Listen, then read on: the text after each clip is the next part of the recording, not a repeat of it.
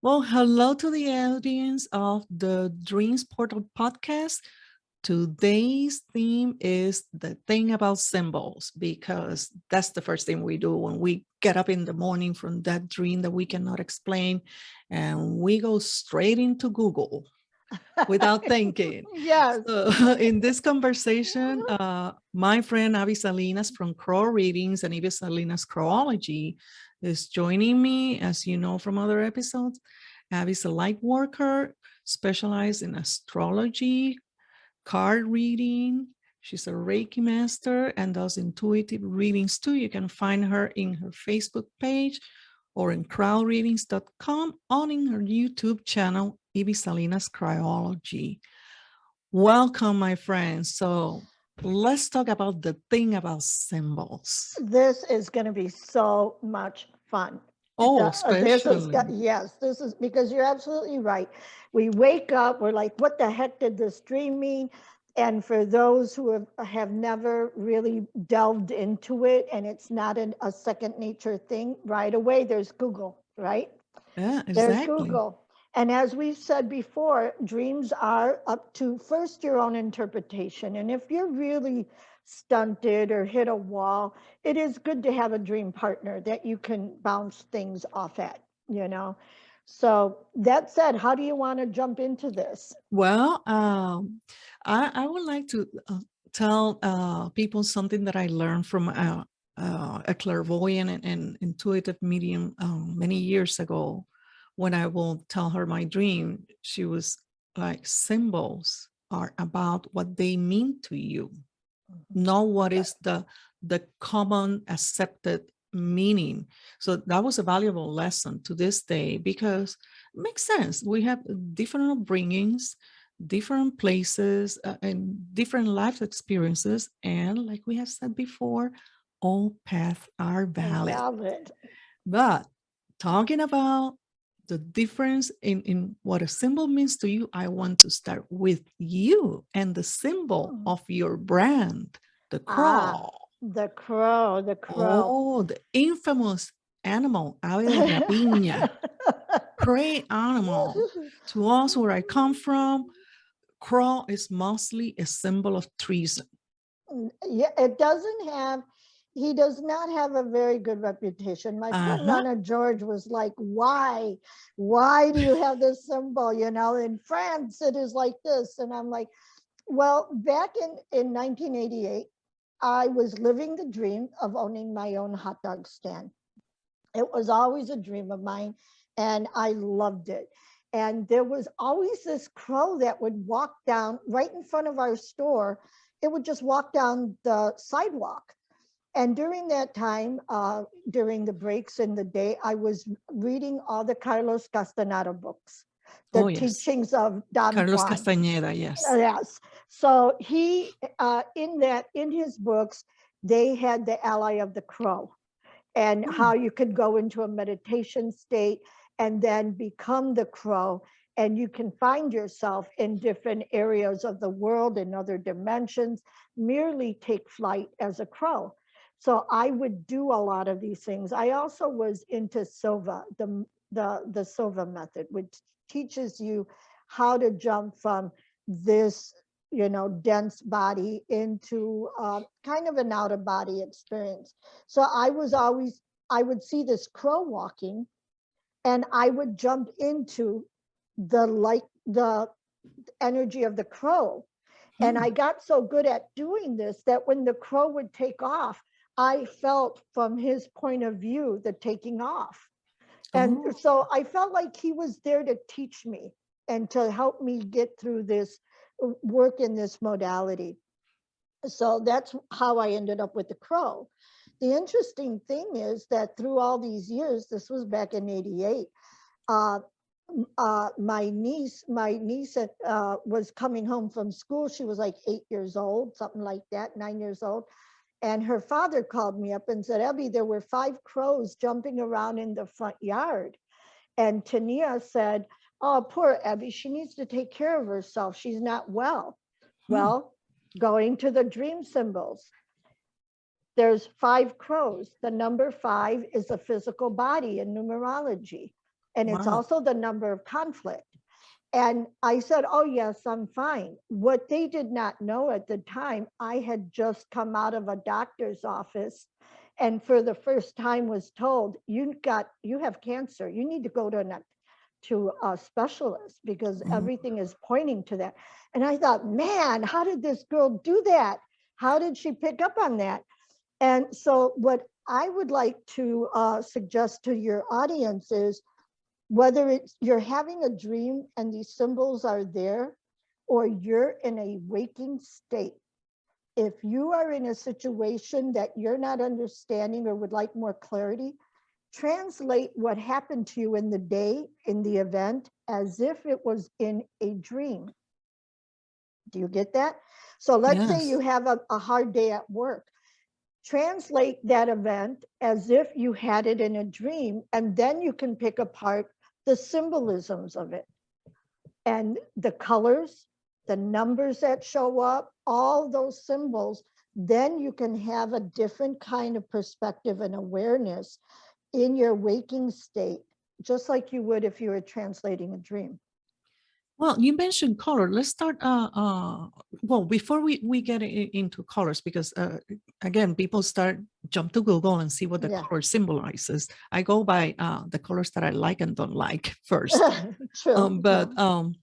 So what is a symbol? A symbol is an image that carries, just in one look, carries a body of knowledge, carries a feeling, or maybe a history of the people or a place. That's why we have national flags. That's why we have logos, because in one image, you convey so much information that in conversation, using a document will take forever to convey. And a symbol is so powerful because it goes straight to your subtle energies and to your psyche, as opposed to all the exercise of the understanding of what it is. That's why symbols are so powerful.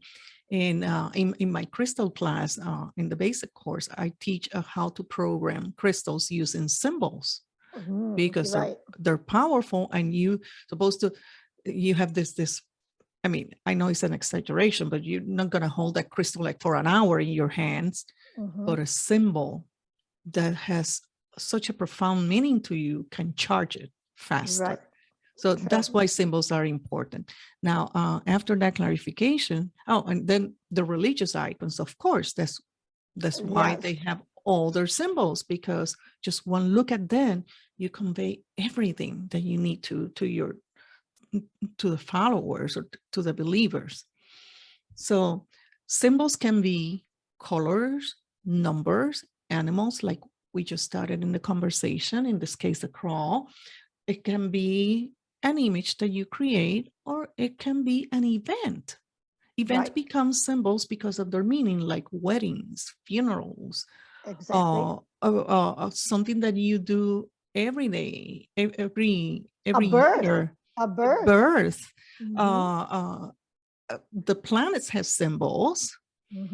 So that's why symbols are so important. But again, what a symbol means to you it is okay to Google. I'm not here on a rant against Google. Is if you're completely clueless. But give yourself a chance, right? Give yourself a chance to develop your own dictionary, your own glossary.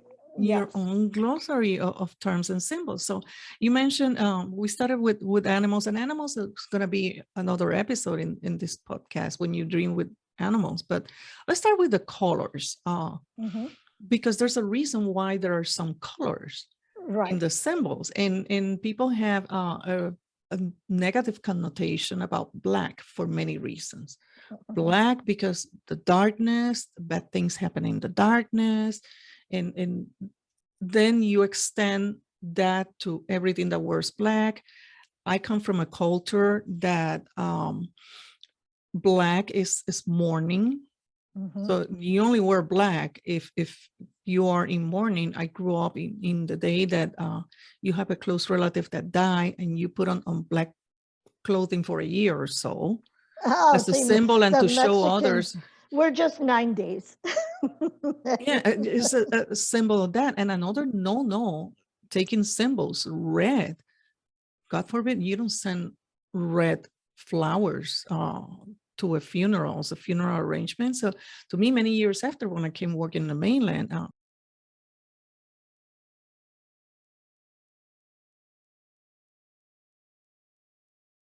the admin sends me, because another preconceived idea, you run these things by women, not by men. So Okay. she sent me this flower arrangement, and all of them had roses or carnations, and I was horrified. And the first thing that I asked her, well, I mean, these are lovely choices, but do we send red flowers to a funeral? Is that accepted? And she said, no, that's okay. It's flowers, Yeah. that's okay. So Yeah. that was a cultural shock. Again, Yeah. symbols, what is a culture? Because Right. in no way, shape, or fashion you send anything red, not even the flowers for that instance. So colors, black is always bad, when in reality, black is the blend of all the colors. Yeah. Black is the opportunity to tell you that you have to do some shadow work, right? Exactly. Exactly. And black is also the contrast.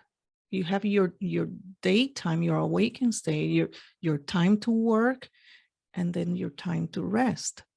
But there's an obsession to put everything that carries the black color as a bad omen. I see the black in dreams as the unknown, something that has That not too. been created yet. So either like it can be a shadow work, like you said, but it's something that you've not created yet or come to terms with, and needs to be looked at. It's just an unknown at this time. An unknown. That's an excellent way to start rewiring what we know about the symbol of the black color. So for those listening to us, next time you have a dream and you see black, is to know or something to look at, something to shine a light on. on, Yes, exactly. an area you need to shine a light on. That's Exactly. excellent. On the same token, we take other colors as wonderful and like yellow, happy.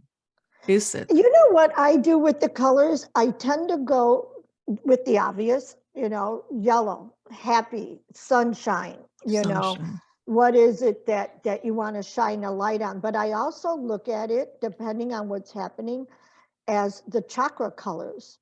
So I put them together a lot with that. That's excellent, because that can be an indication. It's not that there's a party coming to you. Right. Maybe there's something that you need to look in your energy center around the solar plexus. Is there's an imbalance there?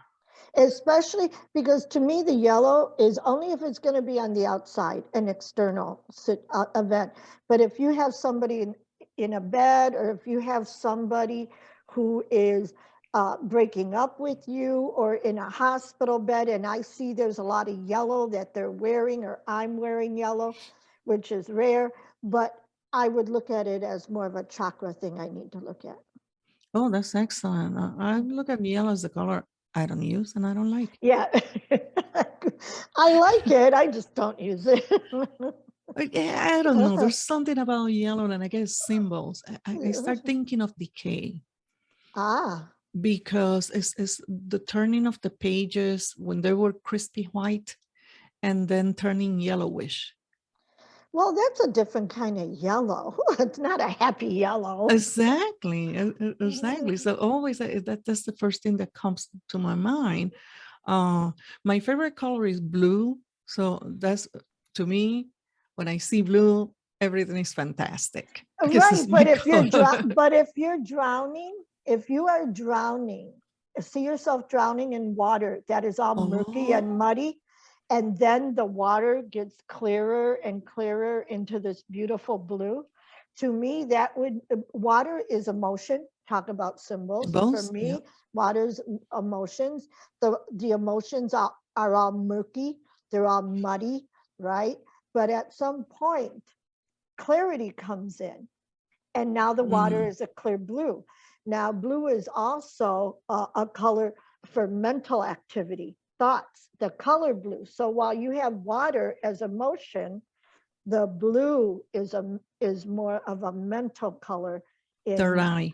Yeah, exactly. Yeah. Oh, that's Well, and it's also the blue is the fifth chakra. So the that's chakra. the throat chakra, you know. Maybe it's an indication also of think before you speak. Yeah, or maybe Something that is not happening a lot these days. Yeah, or yeah, or it can be in that same example is you're keeping everything in, your emotions in, and now the water is not clear. It's all muddy. It's all crap, right? And until you learn to express your emotion and speak to it, you're not going to have this clear water.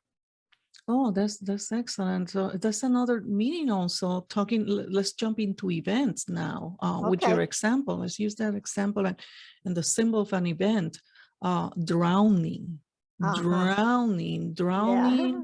It's not that you're gonna drown. Don't go, and then you're avoiding vacations now because or the kiddie pool even. Yeah. is you're drowning in your emotions or you're keeping your emotions contained. That's the event. I had a dream. Well, I always having dreams. I have like 20,000 dreams a day, a night.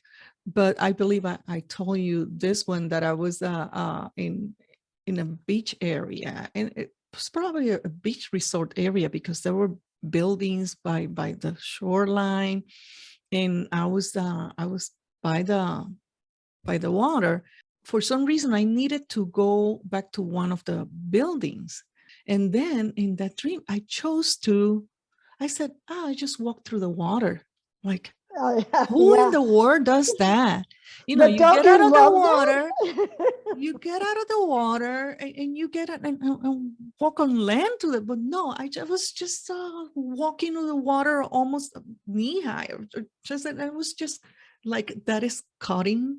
Like you're gonna walk faster. I just kept walking through the water until I will find when I was at that building and then go straight into the building. I was like, what the hell? When you get so adept at dreams that you can find yourself flying, and again, what's the symbolism of that?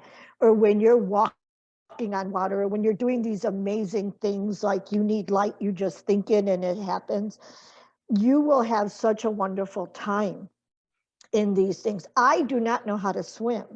I don't either. Oh, really? You grew up on an island. I know. I don't, yeah. And we had a swimming pool, and it would take me the whole summer to get used to flipping over on the air mattress. It was a struggle, but I love water and I love being around it. Mm-hmm. And I would have dreams about drowning. And then finally, when I got so good at my dreams, and I give the Silva method a lot of credit in helping me with dreams. When I learned how to manipulate them, I'm a swimmer in my dream. So just because you don't do something in real life doesn't mean that when you're in a dream state, you can't do these things. So in my dream state, I was drowning, and then I'm like, oh, I know how to swim here. And then I just swam. So what do you make of this event of me walking through the water as opposed to do the efficient thing, which get out of the water and walk to that building? You know what? I think it had a lot, to me, it would mean that you were taking a longer time walking through emotions. Perhaps sometimes emotions stop us or slow us down as opposed to being efficient and moving on. Maybe we spend too much time taking the long way through our emotions, and they don't really need to be handled so much, you know?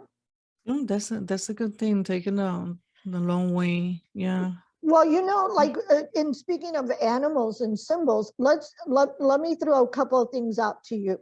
Okay, give me two words. If somebody said snake, I had a snake in my dream. What would be the two things that come out? I had a snake dream not too long ago, so you have to pick another one. But no, what would you think? Snake, something lurking, something that is dragging or shedding skin. It depends on the color of the snake, the size, and where is the snake. Also Exactly. the snake in the symbol, the snake is a symbol of medicine. Right. Exactly. So if you see that snake in a hospital room or in a doctor's waiting room or somebody who's not well, I'm going to want to know what poison is running through this person. Or is there a blood? If I see a snake on the side of a house in a dream, I have clients that'll call me up and say, can you check my house? Because you're part of our group where we do the scanning of bodies or we scan a property and they'll say, what do you see? Is there anything you pick up? Will my house sell?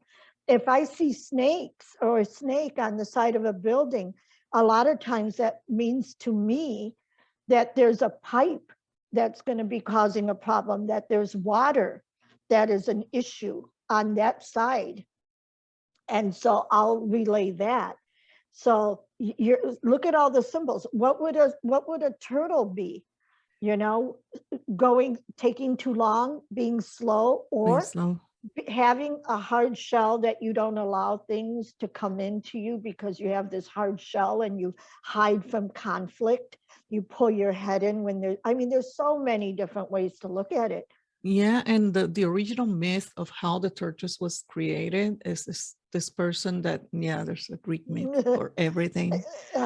But in this one, it's interesting because this was, I believe it was a nymph, and she was so lazy and she will miss all kinds of events and things and chores because she was sleeping, and then she got punished by, well, you like to hang in your house so much, now you're gonna carry it. Oh wow, I like that. So, you know what? See, you added a new twist for me. So it can be, if all in our checklist, none of these applies, is the person that his or her place, let that be of work or her home, is dragging them down. Wow. It's a hindrance. It's something that maybe you need to move. Maybe this house is no good for you and you need to change your energy because you're too in your house. Right. Which during these last couple of years, there's a lot of turtles probably walking around. Or change to that behavior just because of the events. Right. Well, same thing with body parts. Now think of this. That's another symbol. Body part. Oh my God, the most powerful symbol, the all-seeing eye. Exactly. So what does it mean? Or what does it mean like if you have a dream and somebody falls and breaks their neck? Is it premonition? What is it? Think of this. You have a dream about somebody comes to you and they have a dream where somebody fell and broke their neck, right? Is it a premonition? All those things. Don't even put that in your head. Look at the symbolism of the neck. For me, the neck represents inflexibility or the ability to be flexible because it's turning your head. It's in charge of the direction you can move your head to see things from different perspectives. If you have somebody who's got things on, a bunch of wood, they're carrying a bunch of wood on their shoulders. Is this person carrying burdens that are not theirs to carry? Are they carrying more than they need to? Your arms, there's your feet, something happens to you in your dream that affects your feet, or you've got look at you. Remember your reoccurring dream? You're in a wedding dress and you're not going down the aisle because you cannot decide what shoes to wear. That was the first one. That time was the shoes. There's always something mundane and unimportant, but we'll leave that for the reoccurring dreams episode. But you see how all these things mean something, and yet all these things mean nothing. It can't be all of one thing and not the other. Sometimes we get too caught up in the details that we just got to take. A feel-good dream is sometimes just a feel-good dream. I like what you said about the neck. It's an indication of flexibility and perspective. following on that example of somebody carrying stuff on their shoulders, that also blocks your view. Yes. You're carrying a lot of stuff around your neck or your head. Right. Turn and see.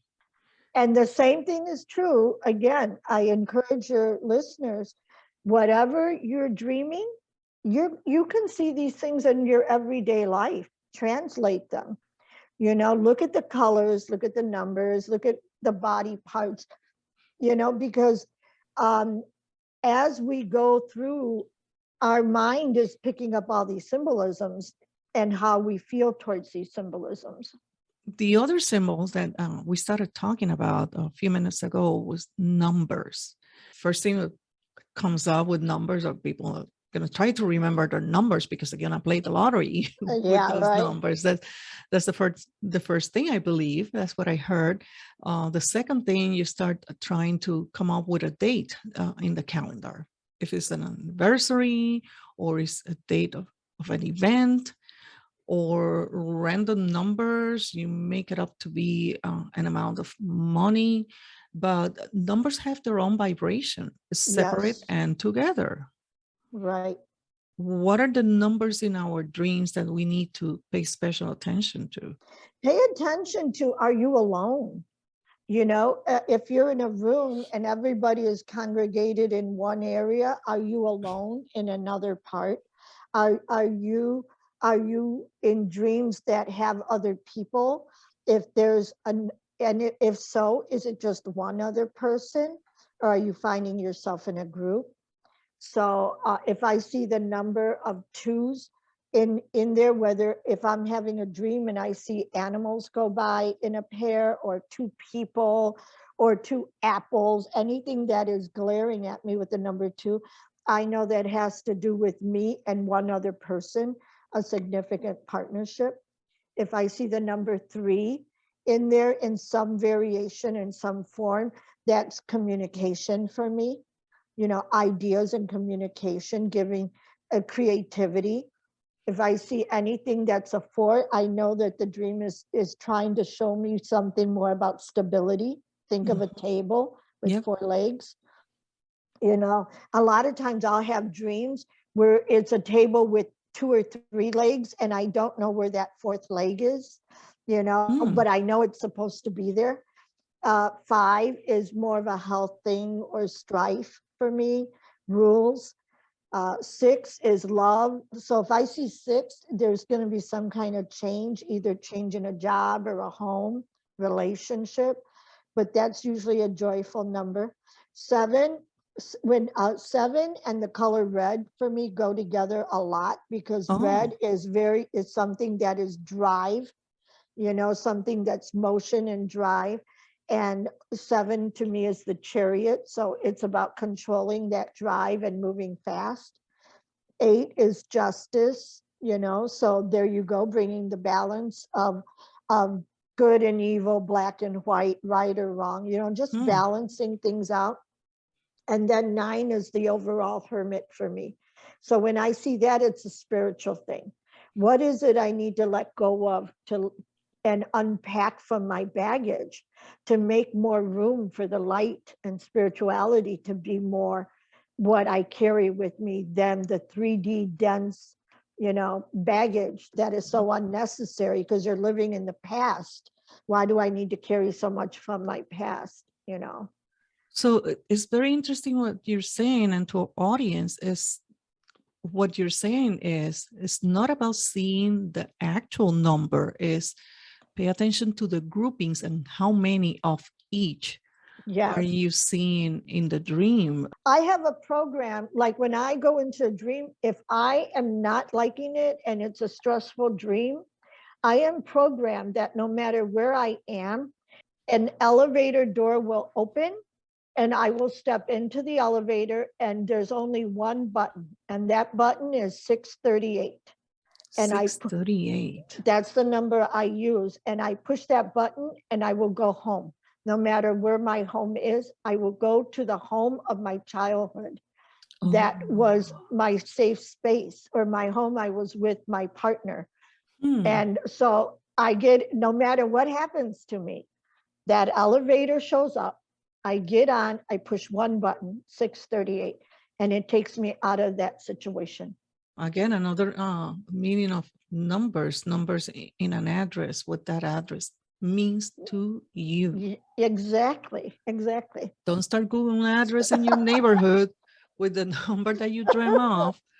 First, I think a common thread on all this, what we're trying to tell our audience is, take a moment when you first wake up in the morning. Sometimes it might be busy. I mean, I'm the one that if I were to do my dreams, I will never get to work. Yeah. But we have many resources. We have recording apps. We have everything. Take a moment to take into that dream and look at it and log in the first things that come to you and revisit it later, because the message is intended for you and you only. Exactly. Unless you're a dream master that you get to work for other people. Exactly. Again, take that moment, first thing in the morning, when everything is fresh.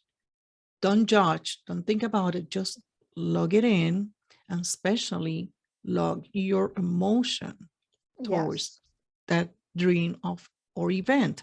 And talking about event, I know I apologize to the audience for being switching symbols back and forth. It's not that we talk to number and we finish numbers and then we move to colors and we finish colors, but everything, the idea here is holistic. The dream in segments. Well, sometimes you do, but that, this segment is presented to you courtesy of your spirit guides, is about this number. Pay attention to this number. No, you're gonna get the whole movie. So talking about events, and because you introduced this a few minutes ago, the wedding dream. The wedding dream. You know where I come from, there is such a belief that there are dreams that are meant to be the opposite. Oh, okay. Yes. For some of people that are from the Caribbean and Puerto Rican. Why do they make it so hard for you people? You can't have red flowers. Now you get opposite dreams. The opposite dream is that a wedding means death. That's what I grew up with. No, but in other cultures, like if you're from India, white is worn during mourning. Oh, yes. Yeah, but we're in a very far and in place. Asia too, there's even hospitals now that are painting the colors not white because they're not comfortable for the Asian community. Exactly. You're right. But the contrary meaning of wedding death, but it's not as plain and simple. It's a milestone event in the lives of many people. In the scale of powerful symbols, the wedding is one of the top 3, I would say. Yeah. So, but also the thing with all of that is too, and I know we jumped around with the symbols and colors, and again, you and I had discussed, we didn't want the audience to now go from Google to we said. We're just giving these suggestions, but there's a lot of people who'll come to me and say, I don't dream. Yes, everybody dreams. You have approximately, 80 to 100 dreams a night. Now, your inability to recall them you can do something about that, but everybody does dream. Yeah. When somebody comes to you with a dream wedding, well, here's my take, what I have observed. Dream wedding is classified in one of those happy dreams, unless you're already married, and then it's going to be like oops.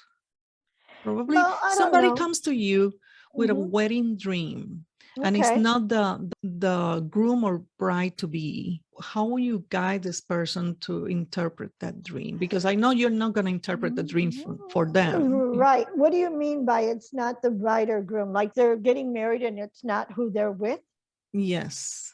Oh, sometimes, and this is how I would say it, sometimes what you dreamed that special day or that special relationship to be is not, sometimes it's a fairy tale for a lot of people, especially women. It's something they've dreamt of their whole life, and now it's a plug and play. They're going to plug the guy they so happen to be marrying into that spot.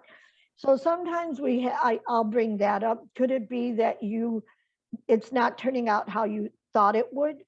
or this is not the relationship that you should be marrying into. Take some time and see what else. But I would also press them to see what else is happening in that dream. Absolutely. Yeah. Again, the holistic experience. It's not that you're going to get Yeah, segments, right. guided. And I would also challenge them. I would say, I would use the water technique. When you go to bed tonight, pour yourself a glass of water, drink half of the water, and tell yourself you're going to go back into that dream. You're going to remember it. And when you wake up and drink the other half of the water, you're going to have the dream recalled. So what I would have them do is, when you're standing up there to get married, turn around. Who is at this wedding? Who else is there? Where is it taking place? Get more information. Absolutely. Get more information. Are you wearing a traditional exactly outfit, or are you wearing something that can be interpreted as a... What if you're in a wedding dress and you look down at your feet and you're wearing gym shoes? Doesn't that kind of tell you may want to run? I mean, so there's a lot. Or you are entering that marriage or relationship, opening the door or not completely committed. Like, this is something I can run from. Yeah, exactly. Anytime. I'm just doing this for now. Construction boots. This could take a lot of work. I mean, there's so many ways, Yeah, the shoes you're wearing. My sister, my middle sister, has a thing about shoes, because very early, since she was a teenager, she will sit in a place that she had to wait, and let that be a waiting room in school or doctor's office, and she will pick on people's shoes. And she will make a complete judgment of their character by the shoes. And sometimes she will tell me, well, I was seeing so and so. This is when she was in one of her jobs after college. And she was wearing sandals, and she was saying it with this attitude, like looking down on the lady. And I was like, well, we're in a tropical island. Chances are that pretty much everybody wears sandals in a tropical island. she says, she's an unpractical person. Okay, I'm judging. Okay. And superficial, because that building, the work location, you have to climb stairs. It was a not sandal friendly environment. But in her view, this person chose vanity as opposed of the practicality of get through her workday in a safe manner for her feet. And yeah, she was always looking people from the feet up. So do you see how shoes in her dream would be very different than shoes in another dream? Absolutely. Oh my gosh, she will wake up already making notes about this person. And I want giving them a sentence.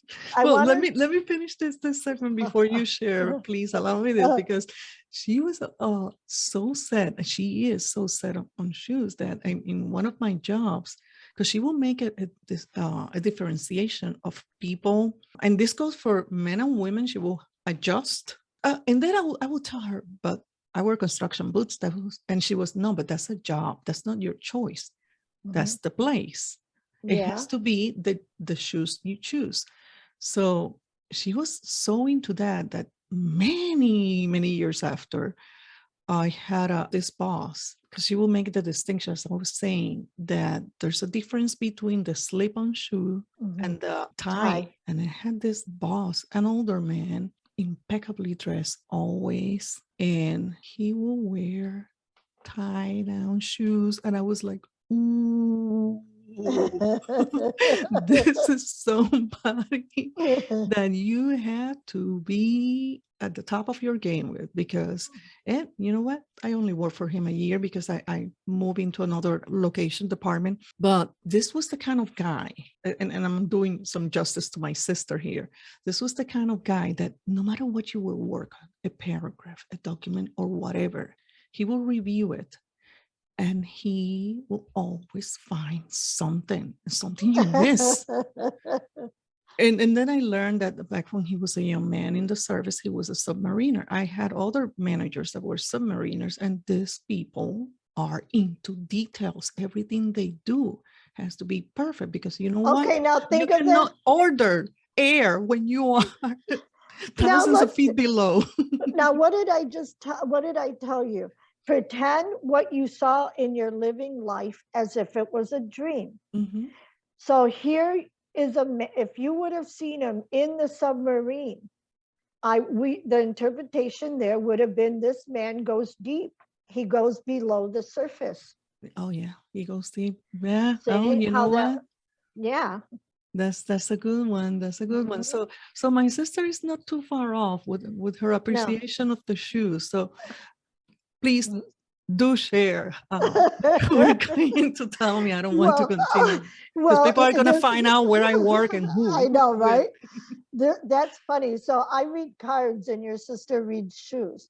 And speaking of, and bringing into cards, once I learned how to do the Lenormand deck, once I learned the beauty of those 36 cards, I went into my meditation and said, show me in a way that I know it's from my higher self, that the symbolisms in my dreams will come from the Lenormand cards.